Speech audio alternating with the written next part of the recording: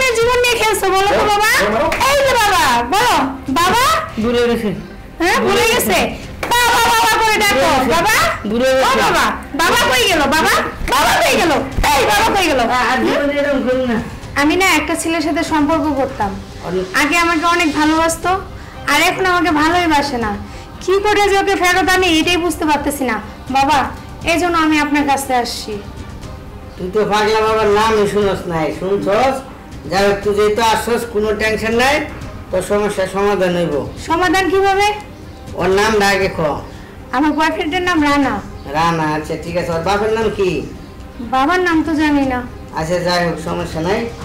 এই তুই কিছু ক, তোর বাবার সম্বন্ধে আইডিয়া আছে নাকি? কস না কে ক। তুমি আমার বাবা সম্পর্কে কিছু জানো না। আমার বাবা এতই শক্তিশালী এবং এত কিছু জানেন যে 24 ঘন্টার মধ্যে যে কোনো সমস্যা বাবা সমাধান করে দিতে পারে। কি বলেন? 24 ঘন্টার মধ্যে সমস্যার সমাধান দিতে পারেন?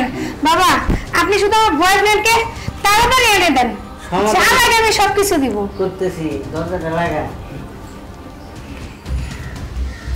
সব বন্ধ কর। করলাম। কাছে আয়, কাছে আয়। আসলাম বাবা। কোনোরকম কুলোই না, মাথা নিচে কর। হুম। মাথা নিচে কর, তারপরে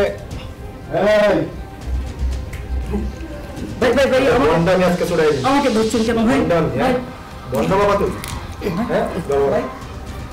দেখছো আমার সারা শরীরে শুধু ডলারেরই শুরু করছে, তার জন্য তো বলি 24 ঘন্টার মধ্যে কিভাবে সবকিছু সমাধান দিতে পারে। তাই তো তুমি অনেক মেয়ের জীবন নিয়ে খেলো, তাই না বাবা?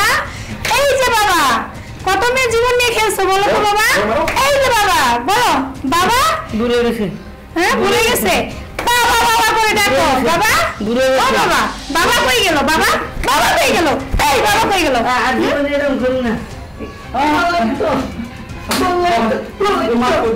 পালানোর কোনো চিন্তা ভাবনা করবি না, অনেক মেয়ে জীবন নষ্ট করছিস। এই তুমি চুপ করে আছো কেন? ওকে ওকে ওকে শাস্তি করো। আজকে এই দুইটাকে পুলিশে দিয়ে দিব।